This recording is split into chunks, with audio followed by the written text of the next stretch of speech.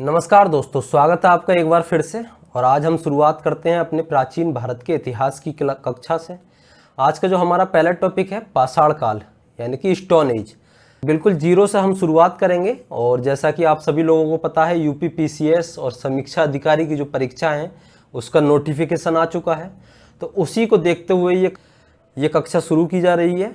और बिल्कुल शुरुआत से अगर आपने अभी तक इतिहास पढ़ा भी नहीं है या इतिहास के बारे में आपको बिल्कुल समझ नहीं है तो ये क्लास आपके लिए काफ़ी महत्वपूर्ण होने वाली है। हम इसमें बिल्कुल जीरो से शुरुआत करेंगे और एक एक पॉइंट को कवर करेंगे। इस क्लास को कम से कम 3 से 4 किताबों का जो है निचोड़ पे उसके बाद ये नोट्स आप तक पहुंचाया जा रहा है। तो ये क्लास जो है काफ़ी इंपॉर्टेंट आपके लिए होने वाली है। तो चलिए बिना देरी किए शुरुआत करते हैं अपनी कक्षा की। तो सबसे पहले समझते हैं। देखिए, सबसे पहले इतिहास यानी कि हिस्ट्री। हिस्ट्री जो शब्द है ये लिया गया है हिस्टोरिया से। हिस्टोरिया जो शब्द है ये ग्रीक भाषा का शब्द है। ग्रीक यानी कि यूनानी भाषा, ये यूनानी भाषा का शब्द है। और हिस्टोरिया का जो अर्थ होता है ये होता है अन्वेषण या फिर खोजों से प्राप्त ज्ञान। हिस्टोरिया का जो अर्थ होता है वो होता है अन्वेषण या फिर खोजों से प्राप्त ज्ञान को ही क्या कहते हैं? हिस्टोरिया कहते हैं। हिस्टोरिया से ही हिस्ट्री बना है। अब हिस्ट्री में हम क्या पढ़ते हैं, किस बातों की जानकारी मिलती है, उसके बारे में थोड़ा देखते हैं। देखिए, इतिहास में जो है हमें अतीत काल की घटनाओं की जानकारी मिलती है। यानी कि अतीत काल की घटनाओं की जानकारी देने वाले शास्त्र को ही क्या कहते हैं? इतिहास कहा जाता है। अब अतीत काल की कौन सी घटनाएं हैं? तो अतीत काल की आर्थिक घटनाएं हो सकती हैं, सामाजिक घटनाएं हो सकती हैं, राजनीतिक घटनाएं हो सकती हैं, या फिर धार्मिक और सांस्कृतिक घटनाएं हो सकती हैं। यानी कि आर्थिक, सामाजिक, राजनीतिक और सांस्कृतिक घटनाओं की जानकारी देने वाला जो अध्ययन है या जिसकी हमको जानकारी मिलती है उसी शास्त्र को इतिहास कहा जाता है। इतिहास के बारे में एक बात और प्रचलित है कि इतिहास को हम वर्तमान और भूत के बीच एक संवाद कायम करते हुए देखते हैं। यानी कि इतिहास जो है वो वर्तमान और हमारे पास्ट के बीच एक कड़ी को जोड़ते हुए दिखता है। यानी कि हम एक कड़ी को दूसरी कड़ी से लिंक कर पाते हैं। यानी कि हमारे पास्ट में क्या हुआ, हमारे पूर्वज किस तरीके से रहते थे, उन सभी चीज़ों का अध्ययन हम जो है इतिहास में करते हैं। चलिए अब कुछ और आगे बढ़ाते हैं सीरीज को। अब बात करते हैं इतिहास के जनक यानी कि इतिहास के पिता की। तो रोमन दार्शनिक थे एक सिसरो। रोमन दार्शनिक थे सिसरो। इन्होंने इतिहास के जनक या इतिहास के पिता की संज्ञा दी हेरोडोटस को। अब ये हेरोडोटस कौन थे? तो ये थे यूनान के प्रथम इतिहासकार। यूनान के प्रथम इतिहासकार थे जिसने इतिहास के शैक्षिक महत्व को रेखांकित किया। ये हेरोडोटस जो थे इन्होंने ही क्या है, इतिहास के शैक्षणिक महत्व को रेखांकित किया और बताया कि किस तरीके से इतिहास को क्रमबद्ध तरीके से अध्ययन करना जरूरी है। इनकी एक पुस्तक है हिस्टोरिया, काफ़ी प्रसिद्ध पुस्तक है और काफ़ी बार पूछा भी गया है एग्जाम में। अच्छा, इनका एक और अन्य नाम है हरिदत्त। ये संस्कृत नाम है, कुछ इतिहासकारों ने इन्हें संस्कृत उपनाम में हरिदत्त की उपाधि दी है। तो ये भी हम जो है ध्यान रखेंगे। तो इसमें हमने देखा इतिहास शब्द कैसे बना है, क्या इसका अर्थ होता है, किस भाषा का शब्द है और किन घटनाओं की जानकारी हमको इसमें मिलती है। साथ ही इतिहास का जनक कौन है और इतिहास के जनक की जो उपाधि है वो किसने दी और इनकी जो है पुस्तक कौन सी है। तो इतनी सारी बातों को हमने इतिहास के बारे में समझा या इतिहास की जो बेसिक जानकारी है उसके बारे में समझा। चलिए अब आगे बढ़ते हैं और शुरू करते हैं अपने टॉपिक की ओर।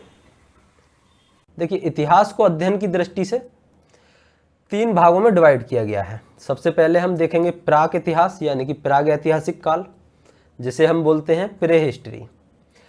दूसरा हमारा है आद इतिहास यानी कि आद ऐतिहासिक काल, प्रोटो हिस्ट्री। और थर्ड जो इसमें होगा हमारा ऐतिहासिक काल यानी कि हिस्टोरिक पीरियड। अब इन तीनों में क्या डिफरेंस है, क्या क्या इसमें भिन्नताएं हैं, उसको भी हम देखते हैं। देखिए, प्राग ऐतिहासिक काल जो था, प्राक इतिहास या प्राग ऐतिहासिक काल, प्रे हिस्ट्री, ये जो समय था ये लगभग 20 लाख बीसी से शुरू होता है और 3000 बीसी तक का जो कालखंड है इसको हम बोलते हैं प्राग ऐतिहासिक काल।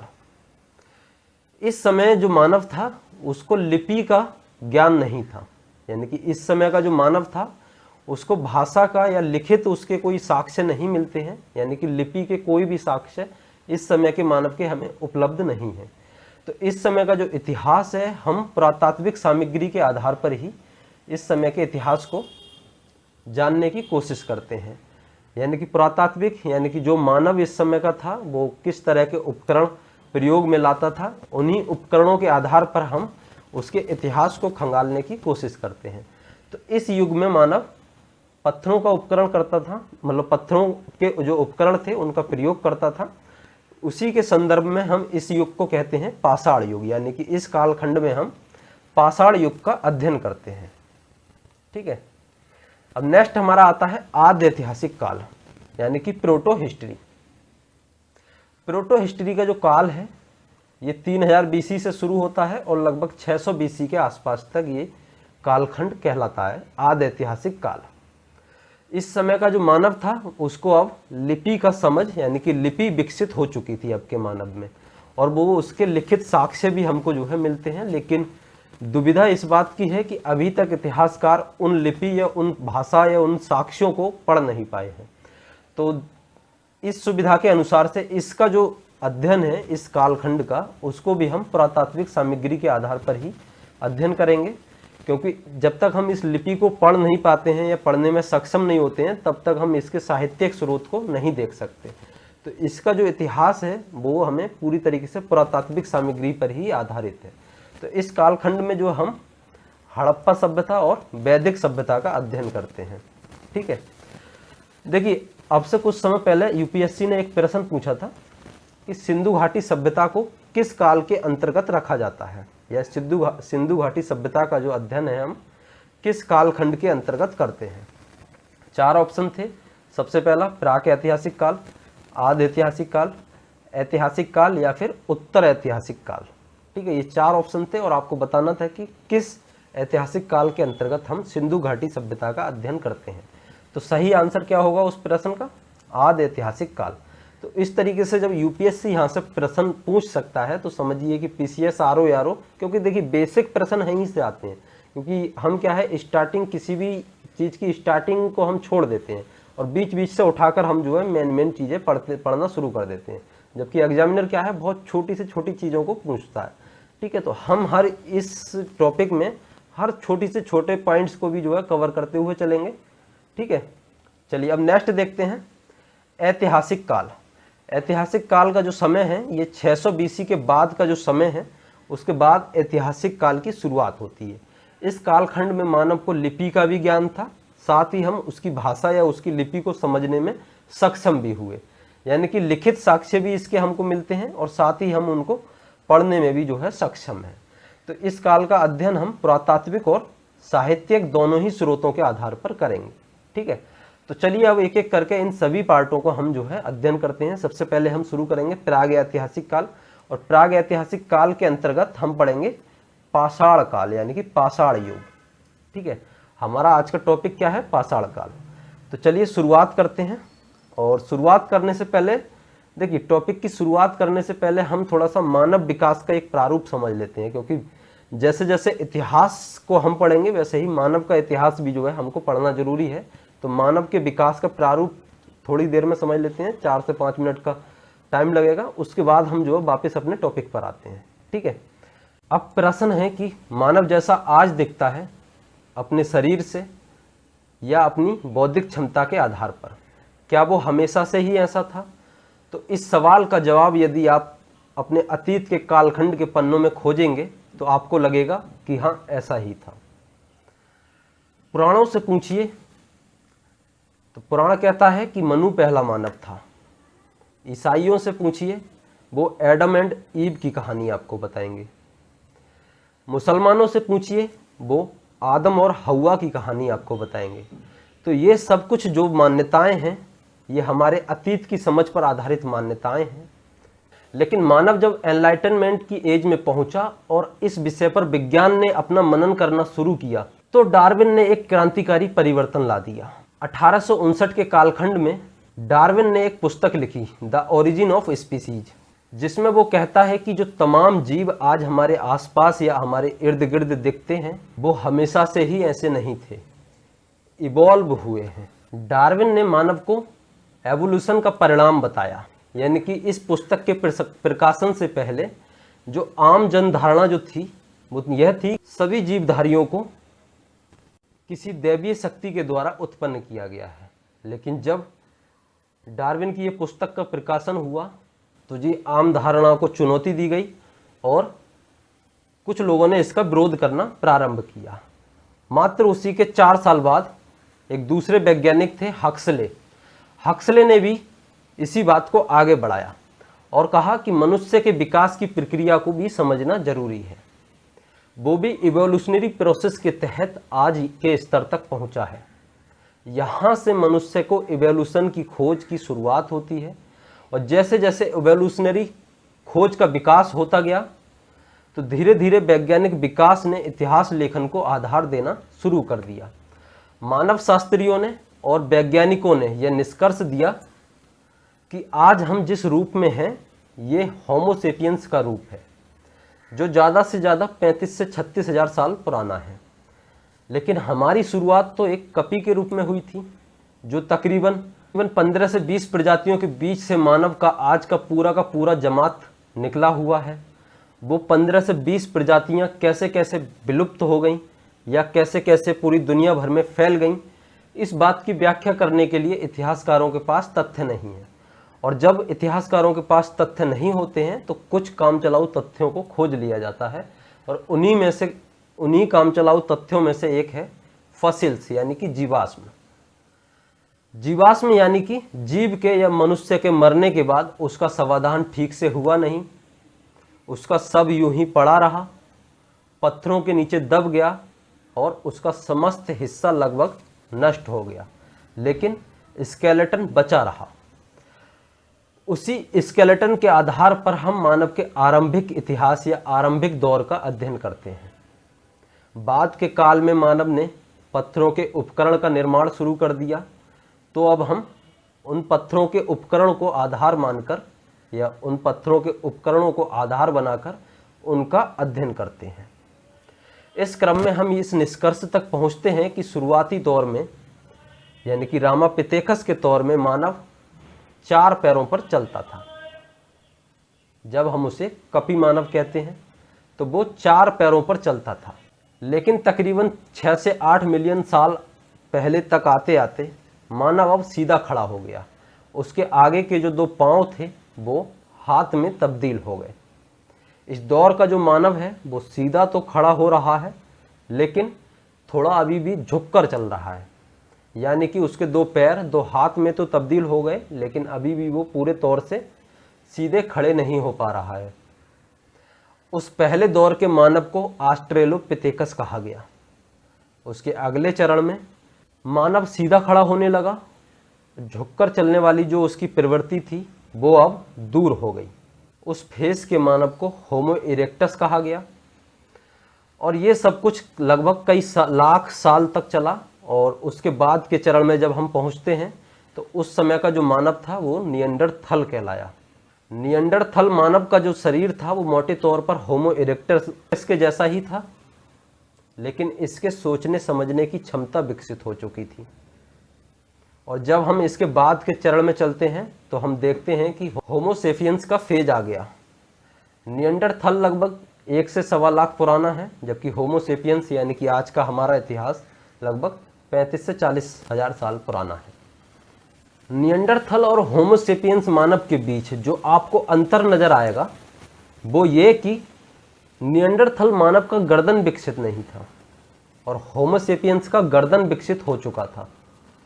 कुल मिलाकर देखें तो मानव के शरीर की विकास यात्रा नजर आती है, यानी कि मानव का जैसे जैसे शरीर विकसित होता गया उसकी सोचने समझने की क्षमताएं विकसित होने लगी। जैसे जैसे शरीर की संरचना बदल रही थी वैसे वैसे उसकी बौद्धिक क्षमता भी बढ़ती गई और आज के होमो सेपियंस के दौर में मानव जो है तब्दील हो गया। तो चलिए अब हम वापस से अपने टॉपिक की ओर आते हैं और अब शुरू करते हैं पाषाण काल।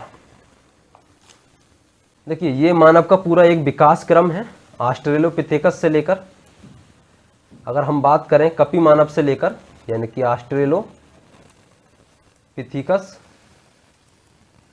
जब मानव 4 पैरों पर चलता था, धीरे धीरे मानव सीधा खड़ा होकर चलने लगा, यानी कि उसके आगे के जो 2 हाथ थे, वो आगे के जो पैर थे वो हाथों में तब्दील होने शुरू हो गए।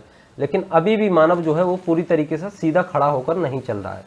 उसके अगले फेस में देखेंगे कि मानव जो है धीरे धीरे सीधा खड़ा होकर चलने लगा। ये जो फेस है ये होमो इरेक्टस का फेस दिखता है।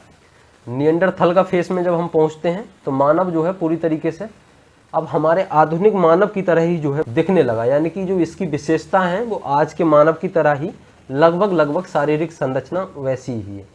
लेकिन इसमें आप देखेंगे कि इसकी जो है गर्दन पूरी तरीके से विकसित नहीं है।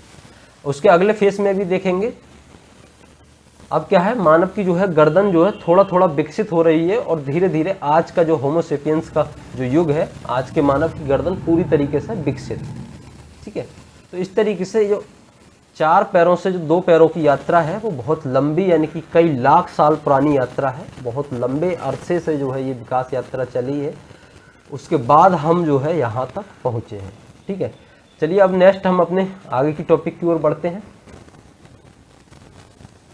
तो मानव का जो विकास है वो चार्ल्स डार्विन की पुस्तक के तहत जब ओरिजिन ऑफ स्पीसीज नाम की जो पुस्तक इन्होंने प्रकाशित की 1859 के टाइम में, तब इन्होंने बताया कि मानव क्या है, एवोल्यूशन का परिणाम है। इनकी दूसरी पुस्तक है डिसेंट ऑफ मैन 1871 में प्रकाशित हुई थी। इसमें इन्होंने बताया कि केवल बानर कौन सा, विशेषकर मानव आकार, जो मानव के समान दिखने वाला जो बानर था जिसे हम कपी भी मानव कहते हैं, वही क्या है मनुष्य के पूर्वजों के समीप आ सकते हैं, यानी कि उसी की विशेषताएं जो है आज के मानव से मिलती जुलती हैं, ठीक है।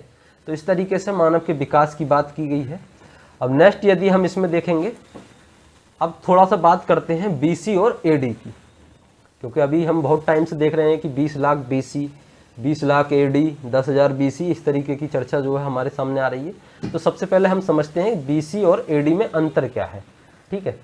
बीसी यानी कि ईसा पूर्व और एडी यानी कि ईसवी। तो इतिहासकारों ने क्या है, ईसा मसीह के जन्म को 0 ईसवी माना है। इतिहासकारों ने ईसा मसीह के जन्म को 0 ईसवी माना है, ठीक है। ईसा मसीह के जन्म के बाद की यदि बात करेंगे तो वो कालखंड हमारा कहलाएगा एन्नो डोमिनी यानी कि एडी। और ईसा मसीह से जन्म के पहले की यदि बात होती है तो वो कालखंड कहलाएगा बिफोर द जीसस क्राइस्ट यानी कि BC, before the Jesus Christ. ईसा मसीह के जन्म के पहले की घटना बीसी और ईसा मसीह के जन्म के बाद की घटना एन्नो डोमिनी यानी कि एडी, ठीक है। इस तरीके से हम निर्धारित करते हैं। अब साथ ही हम इसमें कुछ संवत देखते हैं, जैसे कि विक्रम संवत। कुछ महत्वपूर्ण संवतों को हमने यहाँ से लिया है, जैसे विक्रम संवत, इसे मालव संवत भी कहते हैं। इसका प्रचलन यानी कि इसकी शुरुआत होती है 57 बीसी में।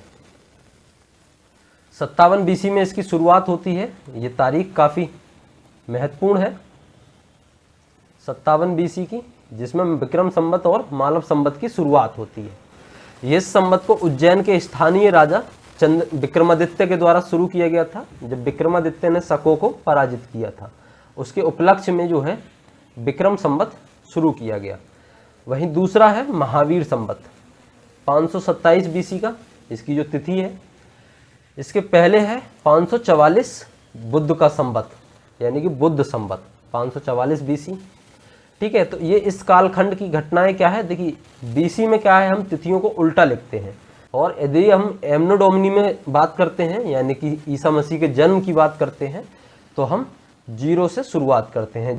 तो 78 एडी की बात होती है, तो 78 एडी में शक संवत की शुरुआत होती है।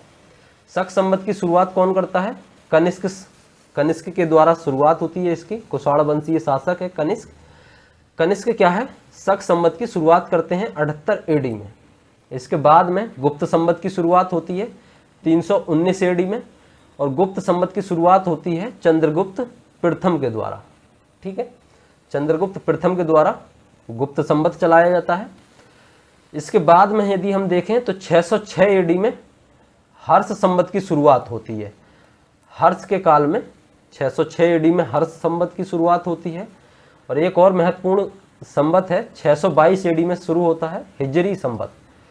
हिजरी संवत की शुरुआत 622 एडी में होती है। ये हजरत मोहम्मद साहब के द्वारा शुरू किया जाता है जब वो मक्का से मदीना की ओर जाते हैं। ठीक है, तो ये कुछ महत्वपूर्ण तारीख है जो कि बार बार एग्जाम में पूछते हैं, यानी कि इन तारीखों को पूछता है। जैसे पूछ लेगा विक्रम संवत की शुरुआत कब हुई, तो ऑप्शन में देगा 57 BC, 58 BC, 78 एडी, इस तरीके से आपको टिक करना रहेगा 57 BC। कभी कभी क्या है, दो संवत के बीच का अंतर पूछ लेता है कि दो संवतों के बीच का वर्षों का अंतर क्या है। जैसा मान के चलिए, एक बार इसको क्लियर कर लेते हैं, उसके बाद में थोड़ा आगे की चर्चा करेंगे। जैसे मानिए विक्रम संवत है और शक संवत है। अब इन दोनों के बीच के वर्षों का अंतर की बात करें तो हम कैसे निकालेंगे। देखिए ये है 0, इधर से 57 साल पहले की बात हो रही है और इधर 78 साल बाद की बात हो रही है। अब इन दोनों को समय के बीच का अंतर निकालेंगे तो इन दोनों को हमको क्या करना रहेगा, ऐड करना रहेगा। यानी कि 57 + 78, 135 वर्षों का अंतराल हमको देखने को मिलेगा।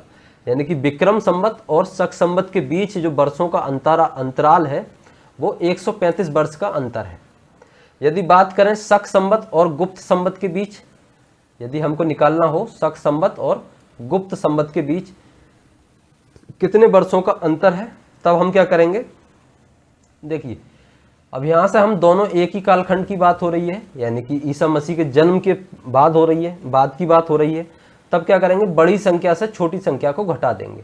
यानी कि 319 में से 78 घटा देंगे तो हमको ये टाइम पीरियड, यानी कि इन दोनों के जो बीच का अंतर है वर्षों का, वो निकल कर आ जाएगा। 319 - 78 यानी कि 241 वर्षों का अंतर हमको देखने को मिलेगा।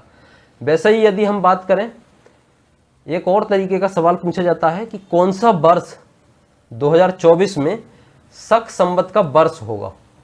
यानी कि 2024 में शक संवत का कौन सा वर्ष होगा, यानी कि हमको अभी का निकालना हो, तब क्या करेंगे हम। देखिए शक संवत का निकालना है ना, तो शक संवत 78 एडी में शुरू हुआ, तब क्या 2024 में से 78 एडी को क्या है घटा देंगे, तब हमारा निकल के आ जाएगा 1946। यानी कि 1900 शक संवत के हिसाब से ये 1946वां वर्ष चल रहा है।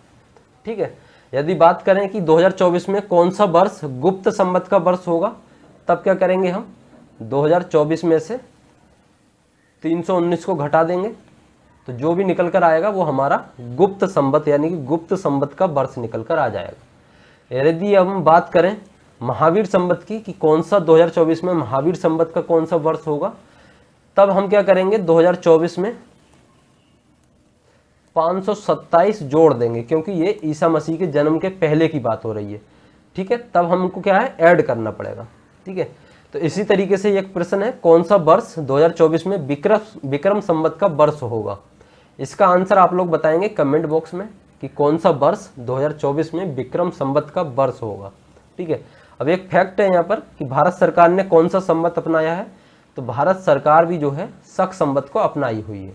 ठीक है, चलिए अब इतनी बात हो गई और मुझे लग रहा है कि ये सारी चीज़ें आपको समझ आई गई होंगी, और यदि समझ आ गई है तो वीडियो को लाइक करें। तब तक हम लोग आगे बढ़ते हैं। देखिए अब हम अपने मेन टॉपिक की ओर आते हैं। हमारा जो टॉपिक है आज का, यानी कि पहला चैप्टर है पाषाण युग, पाषाण काल, यानी कि जो प्राग ऐतिहासिक काल के अंतर्गत हम देखते हैं पाषाण युग। स्टोन एज, स्टोन एज की शुरुआत होती है 20 लाख BC से लेकर 3000 BC तक, यानी कि ईसा मसीह के जन्म से भी 20 लाख साल पहले की बात हो रही है। ठीक है, अब पाषाण युग को भी हम अध्ययन की दृष्टि से 3 भागों में डिवाइड करते हैं।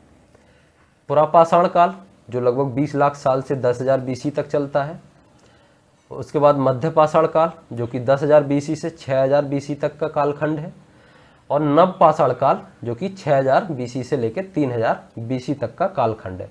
यानी कि इन कुल मिलाकर ये कालखंड हमारा 20 लाख BC से शुरू होता है और 3000 BC तक जो है चलता है। तो इसी कालखंड को हमने अध्ययन की दृष्टि से जो है 3 भागों में डिवाइड कर लिया है। तो सबसे पहले हम देखेंगे पुरापाषाण काल। अब पुरापाषाण काल को 20 लाख साल से 10,000 BC तक डिवाइड किया गया है। तो हम पहले इसको देखेंगे, उसके बाद मध्य पाषाण काल को देखेंगे और फिर अंत में नव पाषाण काल को देखेंगे। ठीक है, तो चलिए शुरुआत करते हैं सबसे पहले पुरापाषाण काल की। यह मानव के उद्भव और विकास का काल था। यानी कि इस समय मानव के विकास की शुरुआत हो रही थी और यहीं से उपकरण बनाने वाले मानव की विकास यात्रा प्रारंभ होती है।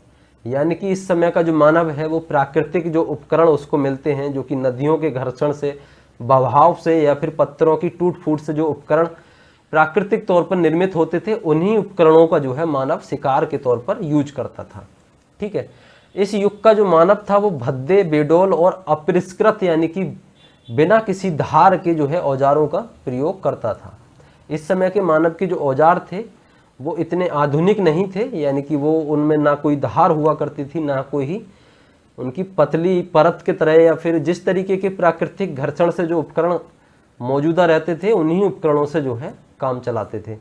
इस युग को हम मुख्यतः आखेट और खाद्य संग्रह के रूप में देखते हैं, यानी कि ये युग पूर्णतः शिकार पर आधारित था। इस समय का जो मानव था वो पूरी तरीके से शिकारी जीवन जीता था, शिकार पर निर्भर रहता था। कुछ शाकाहारी थे तो कुछ मांसाहारी थे और कुछ फल फूल पर निर्भर रहते थे। ठीक है, चलिए नेक्स्ट आगे बढ़ते हैं। अब उपकरणों की भिन्नता के आधार पर इस कालखंड को 3 भागों में डिवाइड किया गया है, यानी कि ये जो पुरापाषाण काल है इस कालखंड को हम उपकरणों की भिन्नता के आधार पर 3 कालों में डिवाइड करते हैं। सबसे पहले निम्न पुरापाषाण काल, मध्य पुरापाषाण काल और उच्च पुरापाषाण काल। ठीक है, क्योंकि क्या है इन तीनों फेसों में हमें अलग अलग प्रकार के उपकरण मिले हैं। देखिए इस समय का जो मानव था उसको लिखित यानी कि उसको भाषाई ज्ञान तो था नहीं, ना ही उसको लिपि का ज्ञान था, तो इनके हमको लिपि के या लिखित साक्ष्य तो मिलते नहीं हैं। तो इनके जो उपकरण थे या इनके द्वारा जो बनाए गए उपकरण थे उन्हीं के आधार पर हम जो है इनके इतिहास के अध्ययन की जो है रूपरेखा तैयार करते हैं और उन्हीं के आधार पर हम इनको अलग अलग प्रकार के उपकरणों के आधार पर अलग अलग कालखंड में देखते हैं, अलग अलग कालखंड में डिवाइड करके इनको देखते हैं। ठीक है, तो इसी आधार पर हमने इनको 3 भागों में डिवाइड कर लिया है। सबसे पहले निम्न पुरापाषाण काल, उसके बाद मध्य पुरापाषाण काल और उच्च पुरापाषाण काल। ठीक है, तो चलिए एक एक करके देखते हैं। सबसे पहले निम्न पुरापाषाण काल। तो निम्न पुरापाषाण काल का जो मानव था वो क्वार्टजाइट पत्थरों से निर्मित उपकरणों का उपयोग करता था, यानी कि इस काल के उपकरण जो थे वो क्वार्टजाइट पत्थर से निर्मित उपकरण थे, जिसमें चापर चॉपिंग उपकरण आपको देखने को मिलेंगे, जिन्हें हम कभी कभार पेबुल संस्कृति के उपकरण भी कहते हैं। वहीं इसमें हैंड एक्स प्रकार के उपकरण आपको देखने मिलेंगे, हैंड एक्स यानी कि हस्त कुठार या हाथ की कुल्हाड़ी। वहीं क्लीवर आपको देखने को मिलेंगे। देखिए ये कुछ उपकरण हैं जो कि पुरापाषाण कालीन हैं, यानी कि पत्थरों से निर्मित उपकरण हैं, ये आप देख सकते हैं, और ये पुरापाषाण कालीन मानव का चित्र दिखाया गया है। ठीक है, चलिए नेक्स्ट फेज में आगे बढ़ते हैं और नेक्स्ट हमारा है इसमें देखिए यहाँ पे एक पॉइंट है, सर्वप्रथम पंजाब की सोहन नदी घाटी से जो कि पाकिस्तान में है चापर चॉपिंग यानी कि पेबुल संस्कृति या फिर चापर चॉपिंग संस्कृति के उपकरण हमको प्राप्त हुए हैं। पंजाब की सोहन नदी घाटी से चापर चॉपिंग संस्कृति के जो है उपकरण हमको मिले हैं और ये फैक्ट कई बार परीक्षाओं में पूछा गया है। ठीक है, चलिए आगे बढ़ते हैं। नेक्स्ट है हमारा हैंडेक्स संस्कृति के उपकरण भारत में सर्वप्रथम दक्षिण में मद्रास के आसपास वाला जो क्षेत्र है, चेन्नई तमिलनाडु वाला, बदमदुर्रई और अतिरपक्कम से मिले हैं। यानी कि हैंडेक्स संस्कृति के जो उपकरण हैं वो हमको मद्रास के क्षेत्र में बदमदुर्रई और अतिरपक्कम से मिले हैं और इसे हम मद्रासी संस्कृति भी कहते हैं। ये आप देख सकते हैं हैंडेक्स। और भारत में पहला जो हैंडेक्स या हस्तकुटार का जो प्रमाण मिला है या हस्तकुटार खोजा गया है वो मद्रास के क्षेत्र में खोजा गया है। मद्रास के क्षेत्र में पल्लवरम नामक स्थान से खोजा किसने? रॉबर्ट ब्रूस फुट के द्वारा। ठीक है, तो ये जितने भी स्थल हैं जैसे बदमदुर्रई है या फिर अतिरपक्कम है, ठीक है, या पल्लवरम है, ये मद्रास के क्षेत्र में है और इनको हम क्या है अलग से नोट कर लेंगे क्योंकि एग्जाम में यही सब पूछे जाते हैं। ठीक है, आपको पूछ लेगा हैंडेक्स संस्कृति के उपकरण किस स्थल से मिले हैं, ऑप्शन में दे देगा अतिरपक्कम और 3 ऑप्शन कोई और दे देगा। ठीक है, तो उसमें से आपको चूज करना पड़ जाएगा। तो ये सभी स्थलों को देखेंगे और आगे हम चल के मैप के माध्यम से भी इन स्थलों की पहचान करेंगे कि कौन सा स्थल कहाँ पर स्थित है। ठीक है, तो चलिए आगे बढ़ते हैं। अब कुछ और फैक्ट की बात करते हैं। जैसे बेलन घाटी है उत्तर प्रदेश में, जो कि काफ़ी पुरापाषाण कालीन स्थलों के यहाँ से साक्ष्य मिले हैं। बेलन घाटी प्रयागराज क्षेत्र में है, जहाँ से पाषाण काल की तीनों अवस्थाओं के साक्ष्य प्राप्त होते हैं। तीनों अवस्थाएं कौन कौन सी? पुरापाषाण कालीन, मध्य पाषाण कालीन और नव पाषाण कालीन। यानी कि तीनों ही अवस्थाओं के साक्ष्य हमको कहाँ से मिलते हैं? बेलन घाटी से, और यह है उत्तर प्रदेश के प्रयागराज मिर्ज़ापुर वाले क्षेत्र में। वहीं यूपी के मिर्ज़ापुर क्षेत्र में बेलन घाटी से निम्न पुरापाषाण काल के 44 पुरास्थल प्राप्त हुए हैं। निम्न पुरापाषाण काल के 44 पुरास्थल हमको मिले हैं। नेक्स्ट यदि हम इसमें बात करें, महाराष्ट्र के कोरेगांव, चंदौली, शिकारपुर से पुरापाषाण कालीन बस्तियां भी हमको मिली हैं। ठीक है, तो ये कुछ फैक्चुअल पॉइंट हो गए जो कि बार बार एग्जाम में पूछे जाते हैं, उन सभी की हमने यहाँ पे चर्चा कर ली। अब बात करेंगे हम अपने सेकंड पॉइंट की, यानी कि पुरापाषाण काल के अंतर्गत हम जो दूसरा पॉइंट है मध्य पुरापाषाण काल। मध्य पुरापाषाण काल के अंतर्गत आते आते अब मानव क्या है? इस काल का मानव अब उपकरण निर्माण हेतु क्वार्टजाइट पत्थरों की जगह चर्ट, जैस्पर और फिलेट जैसे पत्थरों का उपयोग करने लगा। यानी कि यह युग जो है एक औद्योगिक युग के रूप में था, और इसमें मुख्यतः पत्थरों की पपड़ी से बने उपकरण पाए गए। यानी कि अब क्या है, पत्थरों को या दो पत्थरों को एक दूसरे से चोट करने पर जो उनकी स्लिप या कह सकते हैं उनकी जो पपड़ी जो निकलती थी, उन्हीं पपड़ी को जो है उपकरण के रूप में जो है प्रयोग किया जाता था। और फलक उपकरणों की अधिकता के कारण इसको फलक संस्कृति के नाम से भी जो है जाना जाता है। ठीक है, ये आज का इस समय का मानव आप देख सकते हैं कि इस समय का मानव जो है वो पूरी तरीके से शिकारी जीवन जीता था, शिकार पर निर्भर रहता था। चलिए अब कुछ और बातों को आगे बढ़ाते हैं। देखिए, मध्य पुरापाषाण काल में जो फलक उपकरण हमको मिलते हैं, उन फलक उपकरणों में हमको देखने को मिलेगा खुरचनी, बेगनी या फिर बेधक, तक्षणी। ठीक है, ये कुछ फलक उपकरण हैं जो कि मध्य पुरापाषाण काल का मानव प्रयोग में लाता था। जैसे नेवासा महाराष्ट्र में स्थित नर्मदा नदी घाटी में है, और इस काल के उपकरण हमें नेवासा महाराष्ट्र से जो है प्राप्त हुए हैं। हालांकि पिरौरा और गोदावरी नदी से भी जो है इस समय के उपकरण हमको मिले हैं। मध्य पाषाण कालीन संस्कृति की दृष्टि से देखें तो यूपी की बेलन घाटी, चकिया, चंदौली, सिंगरौली बेसिन, मिर्ज़ापुर क्षेत्र में ये महत्वपूर्ण क्षेत्र हैं जो कि मध्य पुरापाषाण कालीन संस्कृति की दृष्टि से महत्वपूर्ण हैं। इसके साथ ही अगर हम आगे बढ़ते हैं और देखते हैं, इस काल का प्रमुख मानव निएंडरथल था, जो कि मुस्टीरियन संस्कृति के औजारों का प्रयोग करता था। ये आप देख सकते हैं, निएंडरथल मानव का ये कंकाल है जो कि हमें अन्वेषण या खोजों के माध्यम से प्राप्त हुआ है। और नर्मदा नदी घाटी के पास एक हथनौरा नामक स्थान है, जहाँ से अरुण सोनकिया ने एक मानव कंकाल ढूंढा है, जिसकी पहचान वर्तमान में आद होमोसेपियंस यानी कि होमोसेपियंस से पहले का रूप, जिसे हम निएंडरथल के रूप में ही देखते हैं, उसके रूप में इसकी पहचान की जाती है। यानी कि ये बात कर रहे हैं आखिर निएंडरथल की ही, क्योंकि आद्य होमोसेपियंस यानी कि होमोसेपियंस से पहले का जो फेज था उसमें निएंडरथल मानव ही क्या था, प्रमुख था। ठीक है, तो नर्मदा घाटी के हथनौरा नामक स्थान से मानव कंकाल जो मिला है वो आद होमोसेपियंस के रूप में उसकी पहचान की जाती है। अब चलिए अब बात करते हैं नेक्स्ट हमारा जो फेस है वो है उच्च पुरापाषाण काल, यानी कि पुरापाषाण काल का जो थर्ड फेस है। इस काल को मानव विकास की दृष्टि से सबसे महत्वपूर्ण काल माना जाता है। इसी समय अब मानव क्या है, चकमक उद्योगों की स्थापना करने लगा, और क्रोमैग्नन और होमोसेपियंस मानव का इस समय प्रादुर्भाव हुआ। यानी कि इस समय का जो मानव है अब होमोसेपियंस के फेस में हम लोग पहुंच गए हैं। और ये आप देख सकते हैं होमोसेपियंस आधुनिक। अब आप सोच रहे होंगे कि इस तरीके का फोटो क्यों लगाया है, तो ये भी तो होमोसेपियंस ही है। आज का जो मानव है हम क्या है, होमोसेपियंस का ही तो रूप है। होमोसेपियंस मानव यानी कि आधुनिक मानव ही तो है। ठीक है, तो इसलिए ये जो है फोटो यहाँ पर लगाया गया है।